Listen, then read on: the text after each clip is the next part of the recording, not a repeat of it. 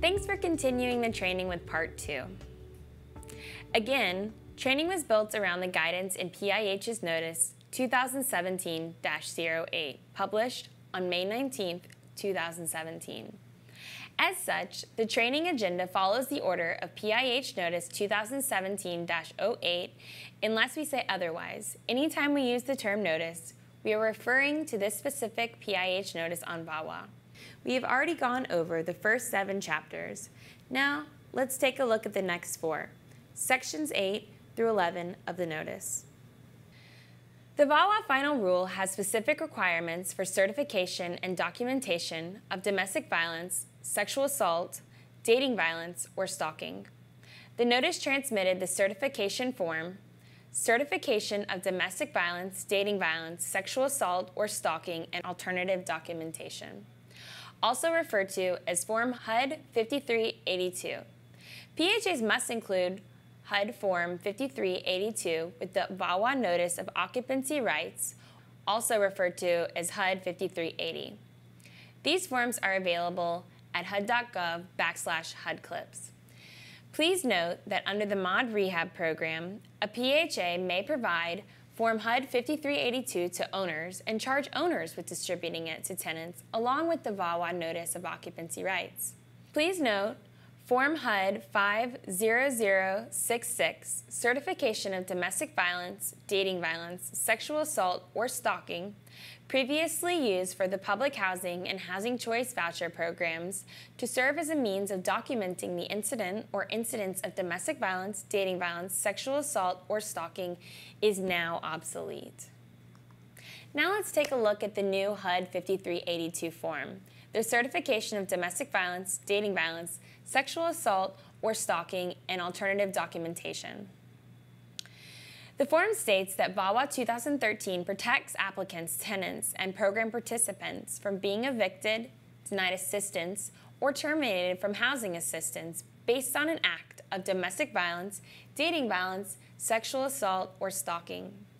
It is an optional way for victims to comply with a written request for documentation about the incident or incidents of domestic violence, dating violence, sexual assault, or stalking for the person seeking VAWA protections.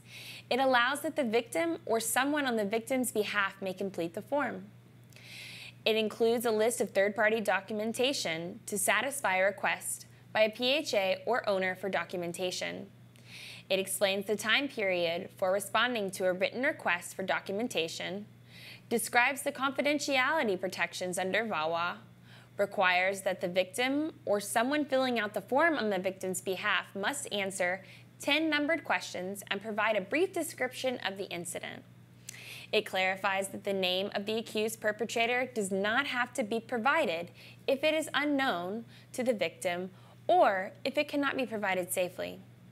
It clarifies the date and time of the incident should only be completed if known by the victim, and it requires the victim or someone filling out the form on the victim's behalf to certify to the truth and accuracy of the information being provided, and explains that false information could be the basis for denial of admission, termination of assistance, or eviction.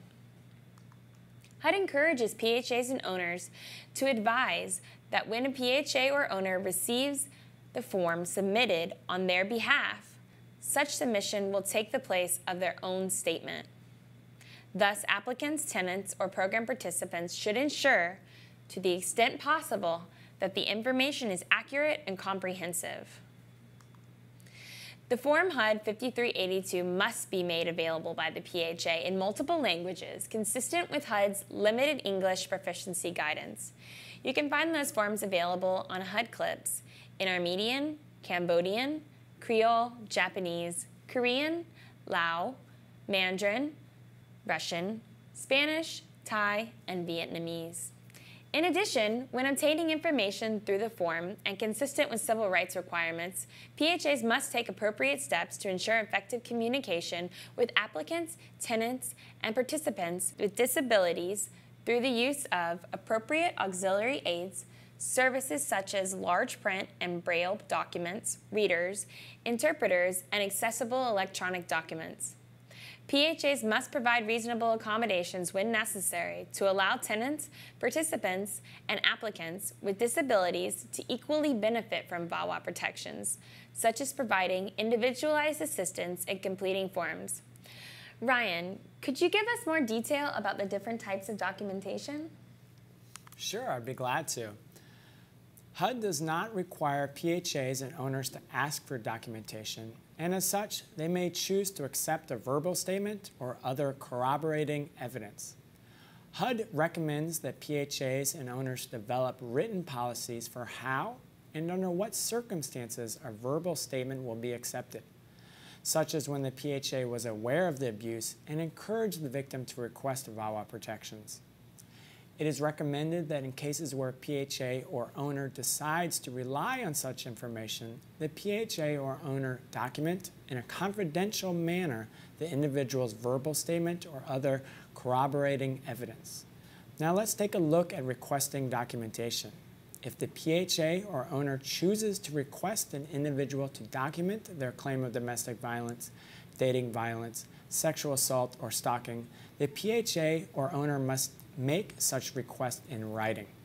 Simply providing the victim Form HUD 5382 does not constitute a written request for documentation unless the Form HUD 5382 is accompanied by a dated letter requesting documentation. When a PHA or owner requests documentation, an individual may satisfy this request by providing any one of the following documents. Form HUD 5382, which is the certification of domestic violence, dating violence, sexual assault, or stalking, and alternative documentation. A document that is signed by an employee, agent, or volunteer of a victim service provider, an attorney, or medical professional, or a mental health professional from which the victim has sought assistance. It's signed by the applicant or tenant, and that specifies under penalty of perjury that the professional believes in the occurrence of the incident is grounds for VAWA protections and that the incident meets the HUD-defined definition of domestic violence, dating violence, sexual assault, or stalking. A record of a federal, state, tribal, territorial, or local law enforcement agency, which may include a police report, court, or administrative agency, or at the discretion of the covered housing provider, a statement or other evidence provided by the applicant or tenant. The PHA or owner must accept any of the above items noted on the slide A through C as provided under 24 CFR 5.2007. For example, Form HUD 5382 must be accepted in lieu of any of the third-party documents outlined on the slide B or C if the individual chooses to self-certify the PHA or owner's request for documentation, and the submitted documentation does not contain conflicting information. Going into more detail, remember, a PHA and owner have the discretion to accept the statement or other evidence. HUD encourages PHAs to develop written policies as to whether they will exercise discretion. PHAs are encouraged to note whether a statement or other evidence will be accepted. If other evidence will be accepted, HUD recommends that the PHA or owner define acceptable evidence. The PHA or owner is prohibited from requiring third-party documentation of victim status, except as outlined in 24 CFR 5.2007. and described further in Section 8.2e of the VAWA notice. Given the possible consequences to both the victim and the alleged perpetrator of domestic violence, dating violence, sexual assault, or stalking, it is important that any allegations made by one individual against another are made with the understanding that there are consequences if the allegations are false. In this regard, Form HUD 53A2 advises that the submission of false information may be a basis for denial of admission, termination of assistance, or eviction. Randa, can you discuss time to submit documentation? Okay, now let's discuss timelines. When requesting documentation, a PHA may require submission within 14 business days after the date that the individual received the written request. After 14 days, the PHA or owner may extend this time period at its discretion. Some things to remember. Requests for documentation should be made in writing, and PHAs or owners are encouraged to acknowledge receipt of the documentation in a timely manner. During the 14 business day period and any granted extensions of that time, no adverse actions such as eviction or termination can be taken against the individual requesting VAWA protection. For example, PHAs must not schedule an eviction, grievance hearing, informal review, or informal hearing to take place during this time. In determining whether to extend the 14 business day period, PHAs and owners are encouraged to consider factors that may contribute to the victim's inability to provide the documentation in a timely manner. These factors may include, but are not limited to, cognitive limitations, disabilities, limited English proficiency, absence from the unit due to hospitalization or time in an emergency shelter, administrative delays in obtaining police or court records, the danger of further violence, and the victim's need to address health or safety issues. PHAs and owners must also grant reasonable accommodations for persons with disabilities.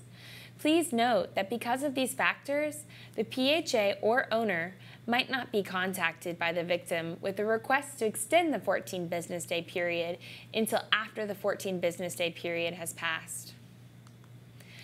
Once a victim provides documentation of domestic violence, dating violence, sexual assault, or stalking, the PHA or owner is encouraged to acknowledge the receipt of the documentation in a timely manner. If the applicant or tenant fails to provide documentation that meets the criteria within 14 business days after receiving the written request for that documentation, or within the designated extension period, nothing in the VAWA final rule limits the denial of admission by the applicant or tenant to the housing or program. Denial of assistance under the covered housing program to the applicant or tenant, termination of the participation of the tenant in the covered housing program, or eviction of the tenant or a lawful occupant that commits a violation of the lease. An individual's failure to timely provide documentation does not result in a waiver of the individual's right to challenge the denial of assistance or termination, nor does it preclude the individual's ability to raise any incidents of domestic violence, dating violence, sexual assault, or stalking at eviction or termination proceedings. If the PHA denies VAWA protections, it must still follow its established procedures for grievance hearings, informal hearings, or informal reviews. When an applicant or tenant requests protection under VAWA, the VAWA final rule allows, but does not require, the covered housing provider to require the applicant or tenant to submit documentation of victim status, that the applicant or tenant is or has been a victim of domestic violence, dating violence, sexual assault, or stalking. However, the VAWA final rule prohibits a covered housing provider from requiring the victim to provide third-party documentation of victim status unless under these two circumstances. A, more than one applicant or tenant provides documentation to show they are victims of domestic violence, dating violence, sexual assault, or stalking, and the information in one person's documentation conflicts with the information in another person's documentation. Or B, submitted documentation contains information that conflicts with existing information already available to the PHA or owner. In these circumstances of conflicting documentation, we again refer back to the regulations for documentation at 24 CFR 5.2007 B1 for a list of criteria an applicant or tenant may submit to meet the third-party documentation request. Note, on the list you will not find Form HUD 5382. Since 5382 is self-certified, the A through C documents listed here may be used to satisfy a request for third-party documentation. And remember, this is only when there are cases of conflicting documentation as mentioned in the previous slide. The applicants or tenants must be given 30 calendar days from the date of the request to provide such documentation. Please take note that if an applicant or tenant responds with a third-party documentation that meets the criteria above and supports the applicant or tenant's VAWA request, the PHA or owner is prohibited from requiring further documentation of the applicant or tenant's status as a victim of domestic violence, dating violence, sexual assault, or stalking. However, if an applicant or tenant does not submit any third-party documentation within the required time period or submits documentation that does not meet the criteria above, the PHA or owner may, but is not required to, accept that applicant or tenant's assertion of victim status for the purposes of VAWA protection. For the purposes of providing VAWA protection, satisfying the documentation requirements, as previously mentioned, resolves the question of whether the applicant or tenant is a victim of domestic violence, dating violence, sexual assault, or stalking. Please note that in the cases of conflicting documentation between two tenants, if one tenant submits a court order addressing rights of access or control of property, such as a protection order granting the victim exclusive possession of the unit, the PHA or owner must honor this court order. When requesting third-party documentation, the PHA is encouraged to provide contact information for local domestic violence agencies so that the applicants or tenants can seek services and plan for their safety. Additionally, it may be helpful to include contact information for those legal aid offices, which may be able to assist in providing appropriate referrals, obtaining restraining orders, and preparing for grievance hearings. If the PHA or owner requests but does not receive third-party documentation, the PHA or owner has the option to deny VAWA protections and must notify the applicant or tenant. If this results in a tenant being terminated from assistance, the PHA must hold a separate informal grievance hearing in public housing or an informal hearing in housing choice voucher for the tenant. When denying VAWA protections, the PHA or owner must ensure that it complies with PIH Notice 2015-19, which is Guidance for Public Housing Agencies and Owners of Federally Assisted Housing on excluding the use of arrest records in housing decisions. Alternatively, the PHA may have a family breakup policy allowing for assistance to be provided to both persons seeking VAWA protections. Here is an example where a PHA or owner may request third-party documentation. A two-person household was notified by an owner that they were being evicted from their unit due to a history of neighbors having to call the police for loud disturbances coming from the tenant household's unit, in violation of their noise provision in their lease.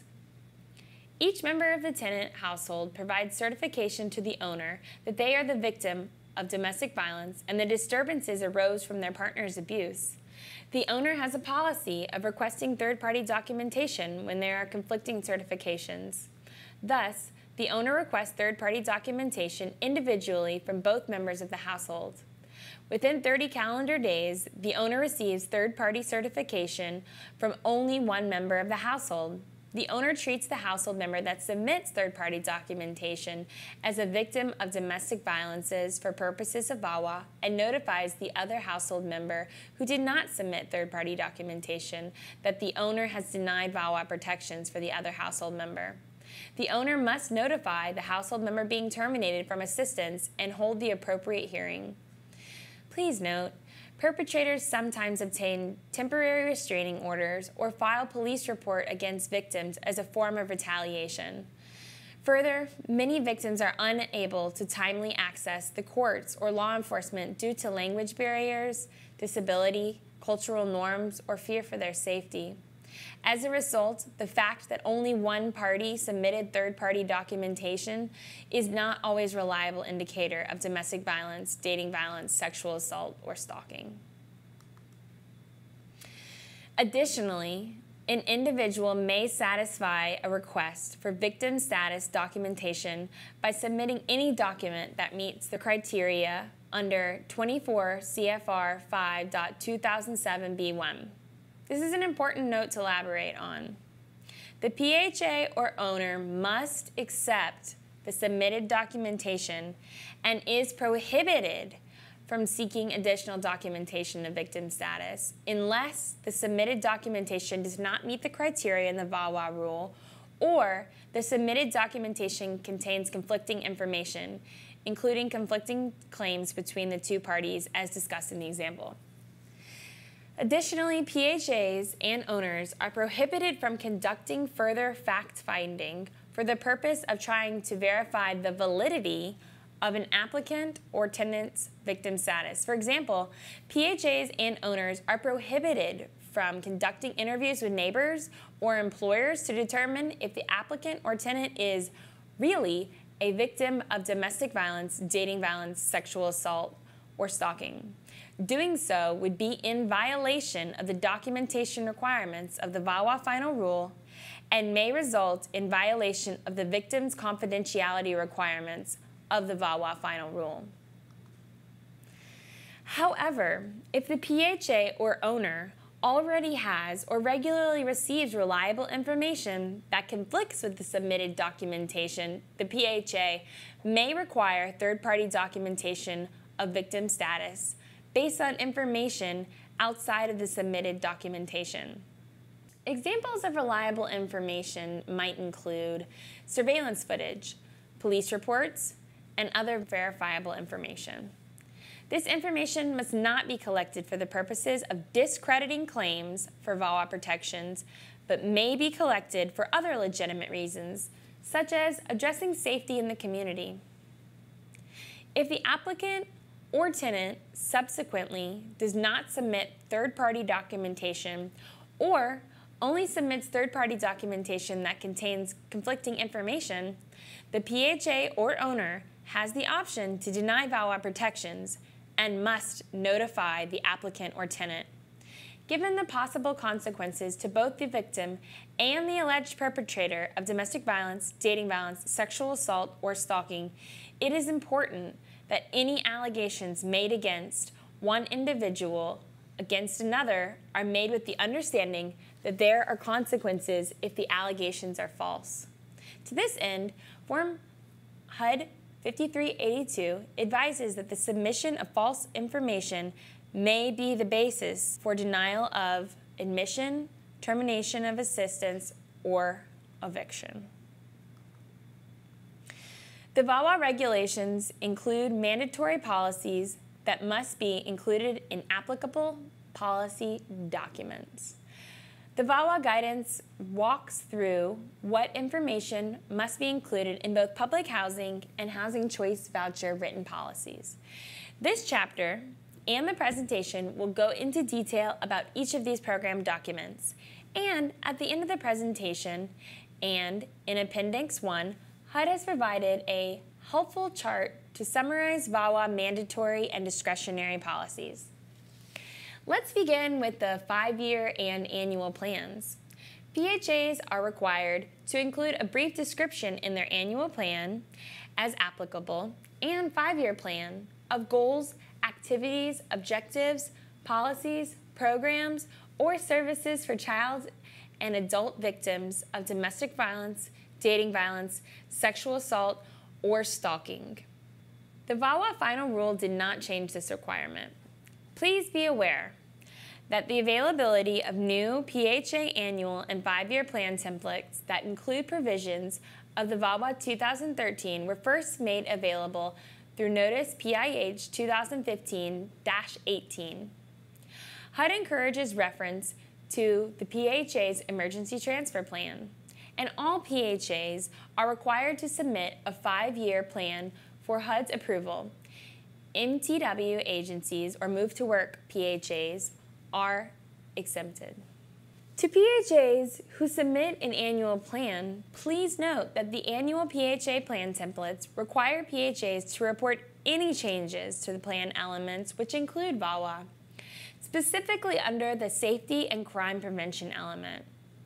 The following list of elements must be included: a statement of any domestic violence, dating violence, sexual assault, and stalking prevention programs, a description of any activities, services, or programs provided or offered by the agency, either directly or in partnership with other service providers, to child or adult victims of domestic violence, dating violence, sexual assault, or stalking, a description of any activities, services, or programs provided or offered by the PHA that help child and adult victims of domestic violence, dating violence, sexual assault, or stalking to obtain and maintain housing, a description of any activities, services, or programs provided or offered by a PHA to prevent domestic violence, dating violence, sexual assault, or stalking, or to enhance victim safety in assisted families.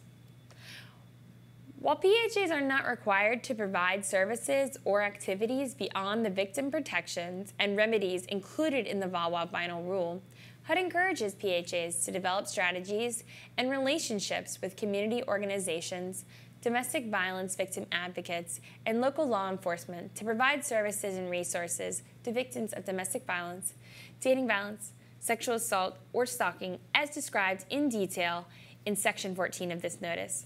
For example, a PHA may partner with a local domestic violence service provider to offer a workshop to educate tenants and participants about their VAWA rights or other rights available to tenants and participants under state and local domestic violence laws or programs.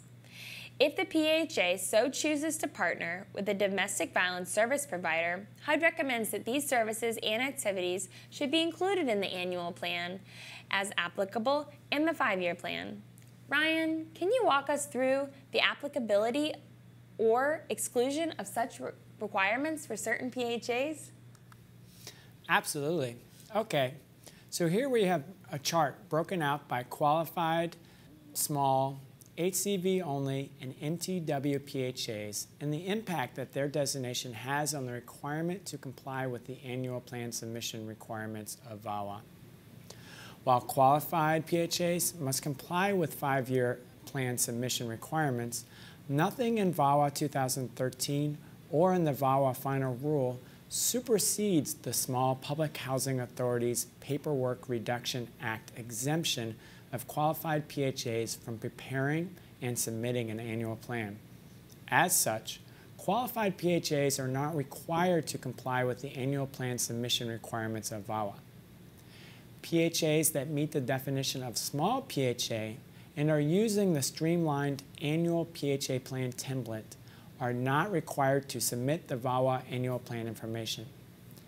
Housing Choice Voucher only PHAs using the streamlined annual PHA plan template for PHAs that only administer a Housing Choice Voucher program are not required to submit the VAWA annual plan information. Finally, PHAs that participate in the Moving to Work demonstration are not required to complete the annual and 5-year PHA VAWA requirements. Instead, MTW PHAs complete annual plans and reports as required in HUD Form 50900. MTW PHAs must otherwise comply with the requirements of VAWA. The Administrative Plan. The Administrative Plan states PHA policy on matters for which the PHA has discretion to establish local policies. PHAs must include in the administrative plan any local PHA policies regarding domestic violence, dating violence, sexual assault, or stalking that are not already explicitly required by the VAWA final rule. The VAWA final rule retains the provisions of HUD's regulations implementing VAWA 2005, which requires the description of specific protections afforded to victims of domestic violence, dating violence, or stalking must be included in the Housing Choice Voucher Tenancy Addendum and the Housing Assistance Payments Contract. See 24 CFR 5.2005A4. The Housing Choice Voucher Tenancy Addendum, Form HUD 52641A for tenant-based assistance, Form 52530C for project-based assistance, the HAP contract for tenant-based assistance, Form HUD 52641, and the PBV HAP contract, Form HUD 52530A and 52530B, will be revised to include the updated provisions of 24 CFR Part 5, Subpart L. The HAP contract for manufactured home space rental, or Form HUD 52642, does not currently include VAWA provisions and will be revised at a later date to include the provisions. PHAs continue to use the current version of these forms until the HUD update is complete. PHAs do not alter these forms or add their own addendum to the HAP contract or tenancy addendum in the interim. Miranda, can you provide public housing context to the documentation requirements? Public housing has two main documents associated with VAWA reporting.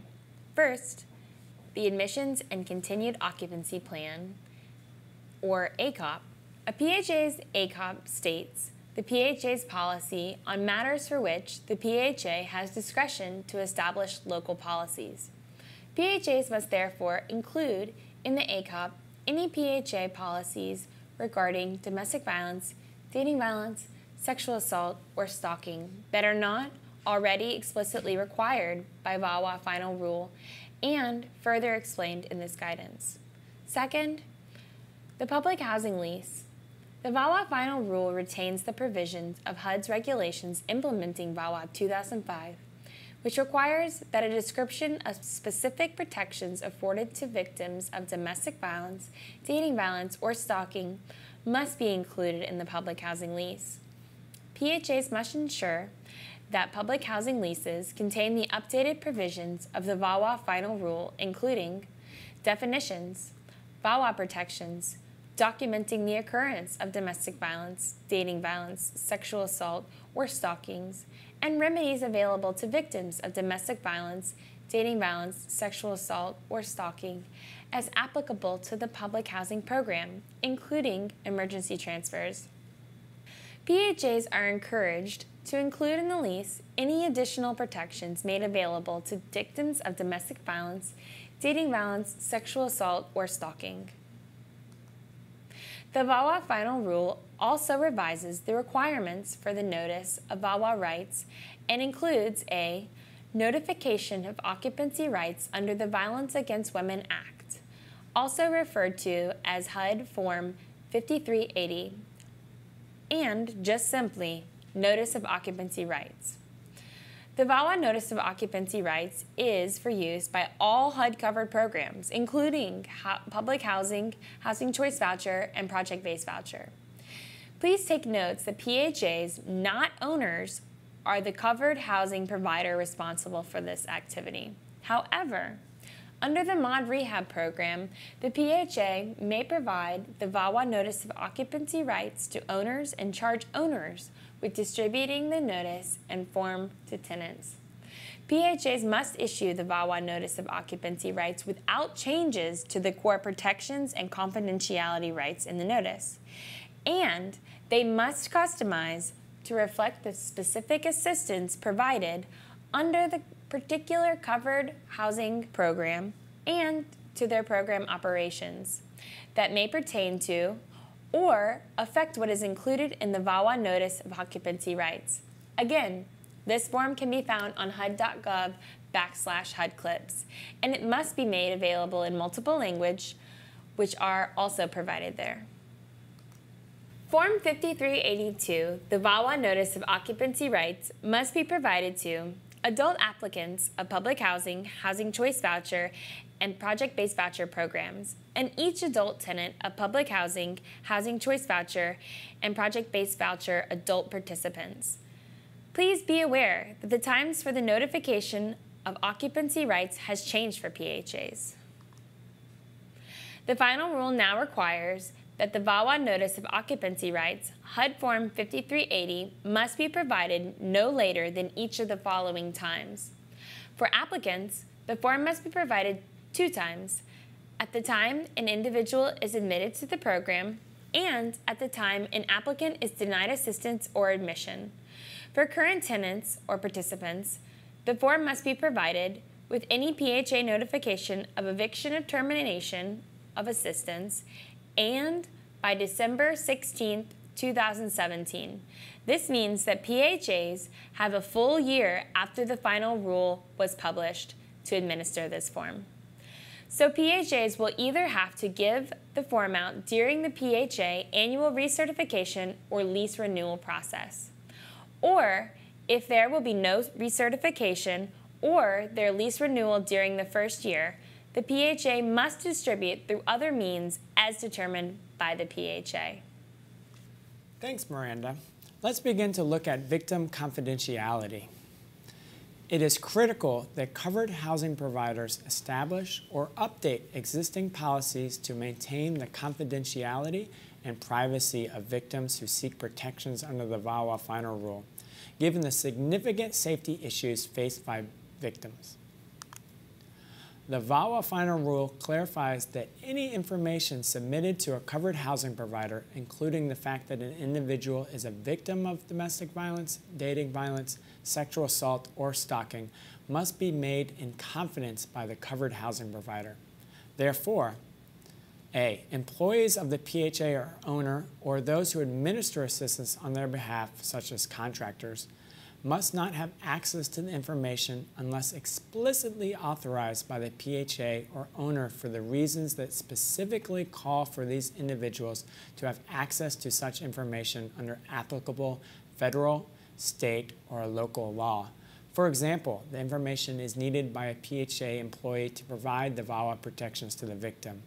And B, the PHA or owner must not enter this information into any shared database or disclose this information to any other entity or individual, for example, a prospective owner of participants' unit, except to the extent disclosure is 1, requested or consented to in writing by the individual, the victim, in a time-limited release, 2, required for use in an eviction proceeding or hearing regarding termination of assistance from the covered program, or 3, otherwise required by applicable law. The prohibition against entering this information into any shared database does not preclude a PHA or owner from entering this information into a database system used by the PHA or owner that meets all requirements for securing sensitive personally identifiable information, or PII, including the Privacy Act of 1974, as long as the requirements listed previously and provided at 24 CFR 5.2007C are also met. For example, the victim consents to in writing in a time-limited release. For additional guidance on maintaining confidentiality, see Notice PIH 2015-6, HUD Privacy Protections Guidance for Third Parties. When communicating with an applicant, participant, or tenant who has requested VAWA protections, the covered housing provider must take precaution to avoid inadvertent disclosure of confidential information to another individual or entity in violation of the regulation. Unless given permission from the victim to do so, the PHA or owner must not leave a message that contains confidential information or refer to VAWA, the VAWA protections, or the domestic violence, dating violence, sexual assault, or stalking on the victim's voicemail system or with other individuals, including members of the victim's household. For example, asking the victim to come to the PHA to pick up Form HUD 5382, leaving a voicemail requesting that the victim contact the PHA or owner without referencing VAWA, VAWA protections, or domestic violence, dating violence, sexual assault, or stalking is not prohibited. A best practice is for PHAs or owners not to send mail regarding the domestic violence, dating violence, sexual assault, or stalking to the victim's address if the perpetrator may have access to the victim's mail. For example, a covered housing provider may not send a written request to complete HUD 5382 or extension of the 14 business day time frame to respond to the PHA's request for documentation through the mail, as a perpetrator may be the co-head of the household or is employed at the residency of the victim. The VAWA final rule is silent on how a PHA or owner is to balance the confidentiality requirements in the regulation with the requirements at 24 CFR 5.2007A when requesting documentation of occurrence of domestic violence, dating violence, sexual assault, or stalking in writing. PHAs and owners may determine the procedures for requesting documentation in writing on a case-by-case basis or adopting a general policy guidelines for how to handle these requests. For example, requiring the individual requesting VAWA protections to come to an office or other space that may be safe for the individual to receive the VAWA request, making reasonable accommodations as necessary. If the victim gives the PHA or owner permission to contact them about the domestic violence, dating violence, sexual assault, or stalking via mail, voicemail system, electronic mail, or other method approved by the victim, best practice would be to ensure this permission is in writing. If it is not feasible for the victim to provide the permission in writing, the PHA or owner may make note in the victim's file about which forms of communication the victim have been approved. The written permission or other notation must be kept confidential. When discussing these matters directly with the victim, PHAs and owners must take reasonable precautions to ensure that no one can overhear the conversation. For example, PHA employees are encouraged to make the documentation request in a private room, not in an open space at the PHA. PHAs and owners may require that the victim come into the office to pick up the certification form and are encouraged to work with tenants to make delivery arrangements that do not place the victim at risk. Something important to keep in mind is that the covered housing provider must comply with all non-discrimination and civil rights statutes and requirements in implementing their policies. This includes, for example, providing reasonable accommodations to permit individuals to follow or access any rules, policies, practices, or services, such as modifying a policy requiring that the victim come into the office to pick up the certification form to instead deliver the form to the victim.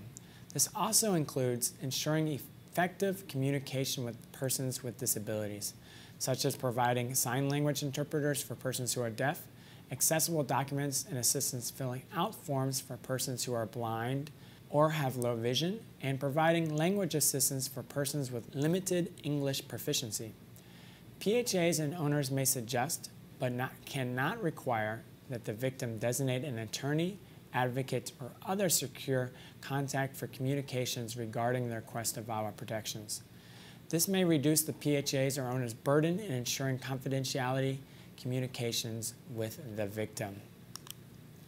The following best practices are designed to address the challenges of collecting information from and communicating with the victim of domestic violence, dating violence, sexual assault, or stalking, while meeting the confidentiality requirements in the rule.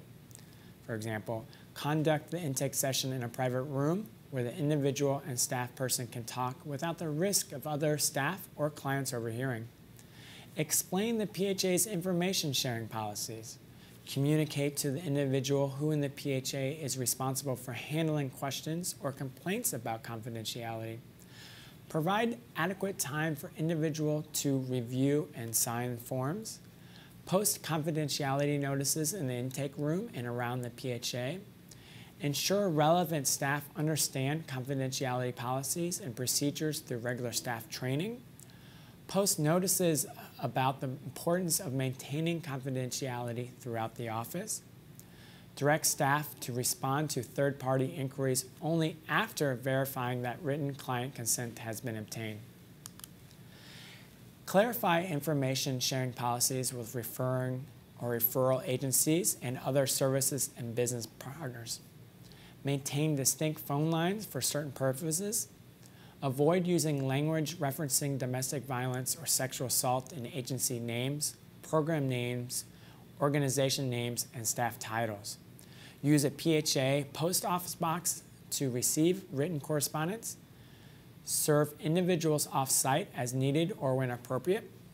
Provide interpretation and/or documentation translated in the appropriate language when necessary. Provide accessible documents or assistance filling out forms for individuals with disabilities. That concludes part 2 of the training. Please stay tuned for part 3.